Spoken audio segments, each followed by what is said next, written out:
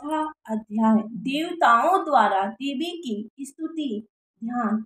मैं दुर्गा देवी की उस जया स्वरूप सिद्धि के इच्छुक पुरुष जिनकी सेवा करते हैं, जिन्हें देवता सदैव चारों ओर से घेरे रहते हैं, जिनके श्यामल अंगों की आभा मेघों की नीलिमा के समान मोहक है, जो अपने कटाक्ष विक्षेप से शत्रुओं को हृदय को भय से व्याकुल कर देती हैं, जिनके मस्तक पर आभद्र मुकुट और चंद्र किरणें बड़ी सुहावनी लगती हैं, जो अपने हाथों से शंख चक्र कृपाल त्रिशूल आदि अस्त्र शस्त्र करती हैं, जिनके 3 नेत्र हैं, जो सिंह के पीठ पर सवार हैं तथा जो अपने तेज से तीनों लोकों को परिपूर्ण कर रही हैं, उनका हृदय से ध्यान करता हूँ अर्थात उनका वंदन अर्चन करता हूँ। श्री सुमेधा ऋषि बोले, हे राजन, देवी के हाथों अत्यंत प्राकृतिक दुराचारी देव पीड़क तथा दुष्ट महिषासुर और उसकी विशाल सेना के मारे जाने पर अत्यधिक हर्ष के कारण पुलकित हो इंद्रादि देवता कृतज्ञवस्त नतमस्तक होकर देवी को श्रद्धा पूर्वक प्रणाम करते हुए उच्चतम वचनों द्वारा उनकी स्तुति वंदन करने लगे। सभी देवताओं के सभी समूह की एकमात्र मूर्ति और संसार के प्रति प्राणी की आत्मशक्ति है, जिससे यह विश्व स्थित है। उस संपूर्ण देवता और महर्षियों से पूज्य देवी को हम लोग भक्ति पूर्वक नमस्कार करते हैं। उस संपूर्ण देवता महर्षियों से पूज्य देवी को हम लोग भक्ति पूर्वक नमस्कार करते हैं। हे देवी, हम लोगों का कल्याण करें। जिस देवी के अतुलनीय प्रभाव वर्ण से भगवान विष्णु, ब्रह्मा और शिव भी असमर्थ हैं, वह चंडिका देवी संसार की रक्षा करें और हमारे कष्टों को दूर करें। हे देवी, आप पुण्यात्मा के घर लक्ष्मी रूप में, पापियों के घर दरिद्रता के रूप में, निर्मल हृदय वालों के हृदय में सद्बुद्धि के रूप में, सज्जनों तथा अपने निष्ठावान भक्तों के हृदय में श्रद्धा रूप में तथा कुलीन व्यक्तियों के मन में लज्जा रूप में निवास करती हैं। इस प्रकार हे देवी, आप संसार की रक्षा करो। तुम्हें बारंबार नमस्कार है। देवता लोग देवी की स्तुति करते हुए बोले कि हे देवी, तुम्हारे असुर आदि विलक्षण तथा उत्कृष्ट अनेक रूप हैं और आपका अस्मिति बल असुरों का वंश करने वाला आपका रूप, बल और चरित्र सभी अनंत हैं, अर्थात वर्णन से परे हैं।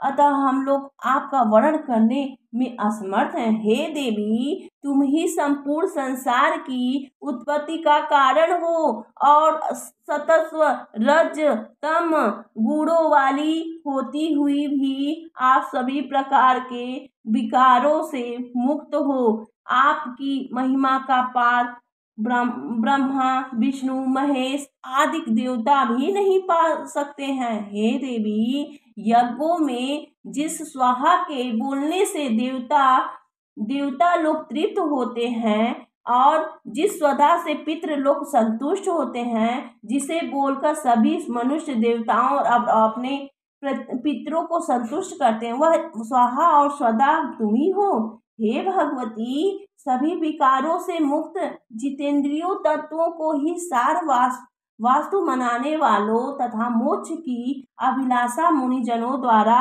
मोक्ष प्राप्त की निश्चित साधन के रूप में अपनाई जाने वाली अचिंतन महाव्रत स्वरूपा परा विद्या आप ही हैं। आप ही मोक्ष प्रदान करती हैं तथा आप ही समस्त भोगों को प्रदान करने वाली देवी की वंदना करते हुए सभी देवता बोले, जगदम्बे, पवित्र एवं उज्जवल ज्ञान के भंडार दिनों ऋक, यजु तथा साम वेदों के मूल शब्द स्वरूप आप ही हो। समावेद के संगीतमा सुमधुर उच्च स्वर में किए जाने वाले पाठ का आधार भी आप ही हो। हे भगवती, आप 6 भागों अर्थात ऐश्वर्य, ज्ञान, शक्ति, बल, वीर्य, वैभव वैभव और तेज से युक्त हैं। विश्व के उत्पत्ति करने वाली और उत्पन्न प्राणियों को कृषि, वाणिज्य आदि के स्वरूप आजीविका जुटाकर उनका पालन करने वाली तथा उनके कष्टों का निवारण करने वाली भी आप ही हैं। हे देवी, तुम बुद्धि हो, संपूर्ण शास्त्रों का सरस्वती रूप भी तुम ही हो। दुर्गा अर्थात कष्टों से प्राप्त होने वाली, संसार से अलग रहते हुए भी तुम मनुष्यों को कठिन भाव सागर से पार कराने वाली बलशाली नौका हो। और विष्णु के हृदय में रहने वाली तथा शिव की अर्धांगिनी पार्वती भी तुम ही हो।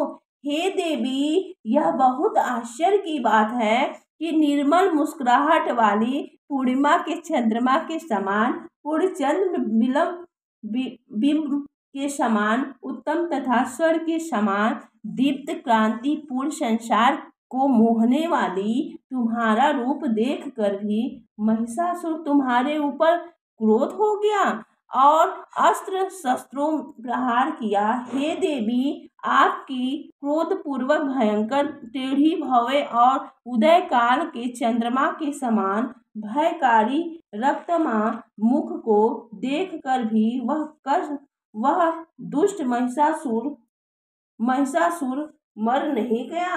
यह और भी महान आश्चर्य है, क्योंकि क्रोध युक्त महाराज को देखकर कौन जीवित रह सकता है।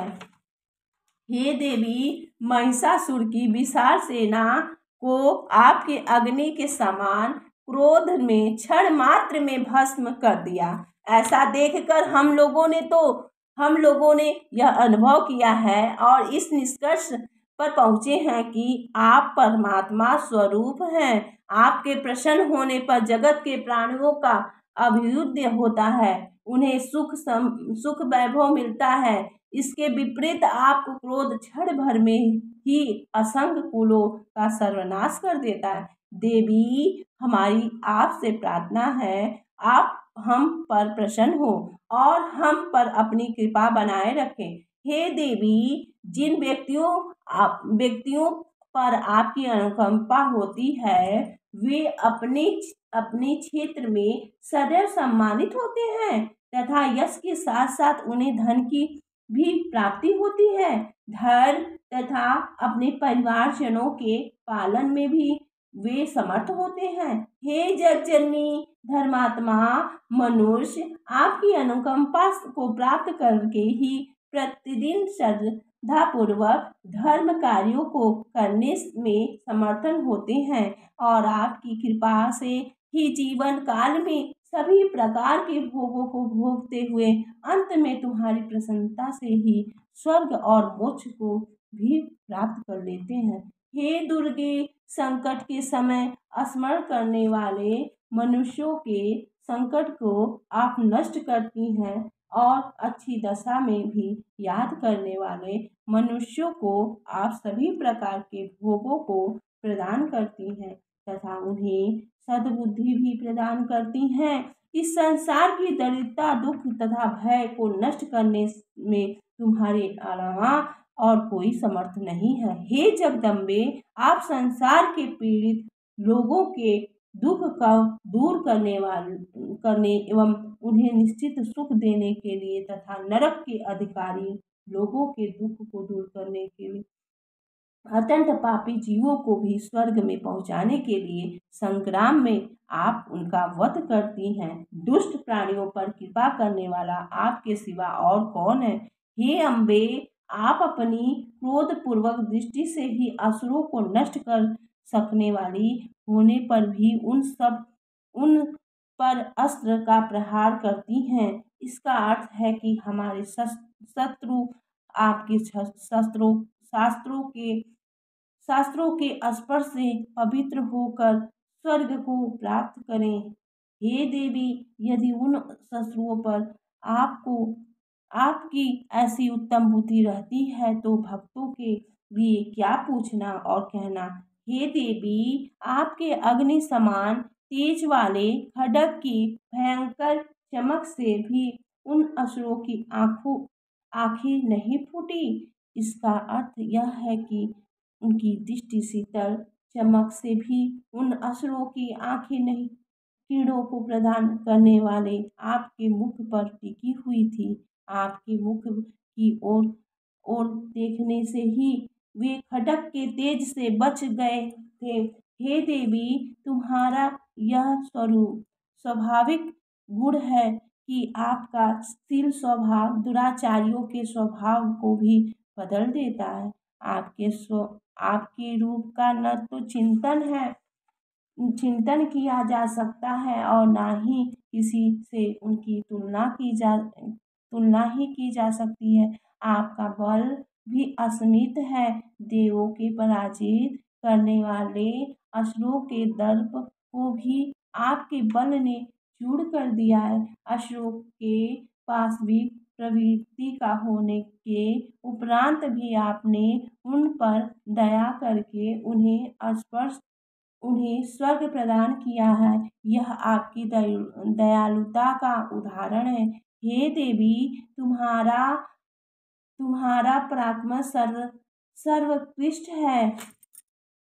उपमा किससे दी जाए? शत्रुओं के मन में भय उत्पन्न करने वाला आपका मनोरम रूप भी इस संसार में अद्वितीय है। दोनों लोकों में केवल आप में ही ये दोनों विरोधी गुण अर्थात हृदय में कृपा, सहानुभूति तथा युद्ध में निष्ठुरता एकत्रित दिखाई देते हैं। हे देवी, तुमने युद्ध शत्रुओं को मारकर तीनों लोकों की रक्षा की और उनको भी अपने शस्त्र द्वारा स्वर्ग पहुंचाया तथा उत्पन्न दैत्यों द्वारा उत्पन्न हम लोगों का भी दूर किया है। ऐसी सरक्षिका माता को बारंबार नमस्कार है। हे देवी, अपने त्रिशूल से हम लोगों की रक्षा करो। हे अंबिके, खड्ग, घंटा तथा धनुष बाण लेकर हमारी रक्षा करो।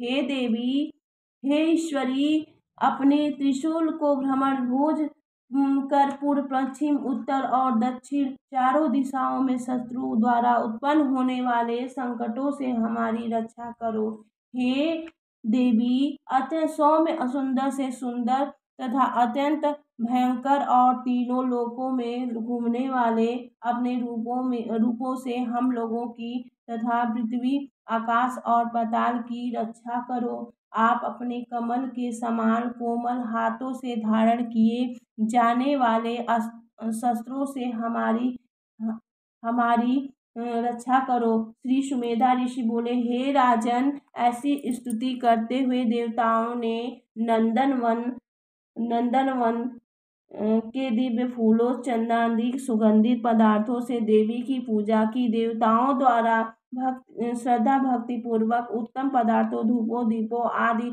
सुपूजित श्री जगत माता देवी प्रसन्न होकर सभी देवताओं से बोली,